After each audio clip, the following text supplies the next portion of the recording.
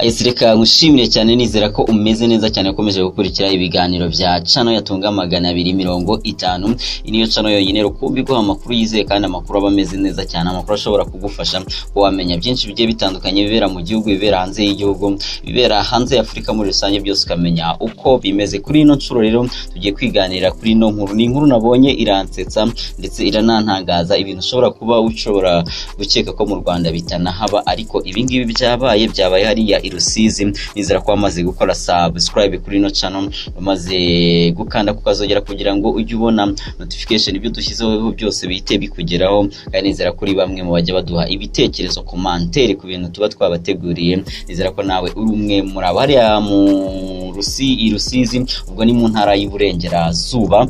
Aka rero ni mwirimbi rusange ryahitwa Gihundwe mu karere ka Rusizi, ahafatiwe umugabo ari gutaburira imva y'umuntu umaze iminsi igera kuri 2 ashyinguwe, aho bivuga ko yarari gushaka kwiba imbaho zigize isanduka uwo muntu yarashyinguwemo. Uyu muntu rero akimara gufatwa cyangwa se ibi byabaye ahagana mu masaha ya saa 12 za mu gitondo, aho umugabo w'imyaka 27 yaguwe gitumo n'abaturage amaze gukuraho imbaho. Uyu mugabo akimara gufatwa rero yakanjwe amandwe cyangwa se naye yabuze uko abigera, buri uko avuga nk'ikindi gisambo cyose gifatiwe mu cyuho.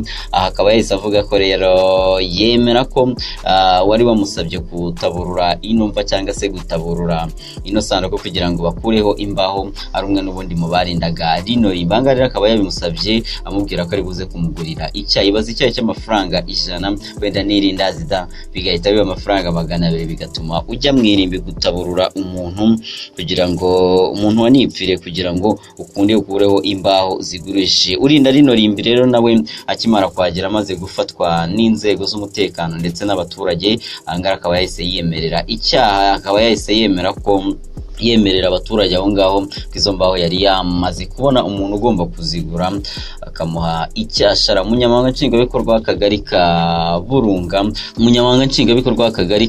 Burunga niyo mwungeri Jean Baptiste yatangaje ko uyu mugabo bamufashe bakamushyikiriza urwego rw'igihugu rushinzwe ubugenzacyaha kuri sitasiyo ya Kamembe.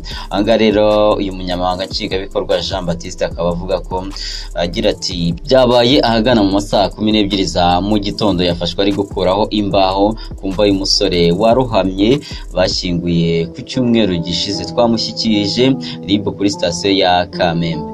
Abaturage bo muri aka kagari bavuze ko atari ubwa mbere muri rino rimbi hagaragaye n'ubundi abajura baza kwiba amasanduku y'abantu baba bashyinguwe muri rino rimbi. Ibi rero navuga ko ni ibintu ushobora kumva ko mu Rwanda bitabaho, ariko birahari no mu yandi marimba agiye atandukanye. Usanga hari abantu n'ubundi baba bashaka kuba bakwiba bimwe mu bikoresho biba bigize amarimbi. Nizera ko wamaze gukora subscribe kuri channel yacu yatunga 250 kugira ngo ujye uduha ibitekerezo, inyunganizi, kandi bamaze no gukanda kukazogera kugira ngo ujye uhita ubona ibyo twamaze gushyiraho mu gihe cyose twamaze kubishyiraho. Wakoze cyane rero kubana natwe, Nyagasani akomeze akurinde kandi ukomeze ugende ukora byinshi byiza bigufasha gutera imbere muri iyi minsi. Kazi ni gutyo gahunda ibiteye.